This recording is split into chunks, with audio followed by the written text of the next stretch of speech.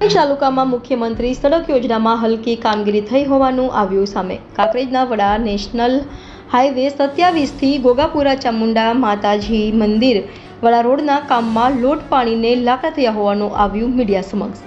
મુખ્યમંત્રી સડક યોજનામાં બનેલ રોડ 2 મહિનામાં પડી ગયા ખાડા, કોણ છે જવાબદાર? સરકારની કામગીરીમાં દેખાઈ રહ્યો છે ભ્રષ્ટાચારનો ભોરિંગ। શા માટે કરી હશે હલકી કામગીરી? રિપોર્ટર ભગવાન રાયગોર, ઇન્ડિયા 24 ન્યૂઝ, કાંકરેજ। ઠાકોર મારું નામ।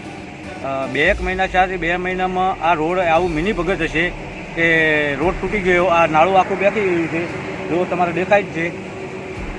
આ કોન્ટ્રાક્ટરની કોઈક મિની ભગત હશે, રોડ આખો બેસી ગયો છે, કામ સારું શું નથી। એટલે સરકારને વિનંતી કરું છું કે જલ્દીમાં જલ્દી પગલે લે। મારું નામ છે। આ રોડ બનાવ્યો ને રોડ તો તૂટી ગયો છે, રોડ અમારી જમીન કપાય તો અમે ના નહીં પાડી, રોડ શ્રીક બનાવ્યો છે, આ નાળો તૂટી ગયું, બરાબર।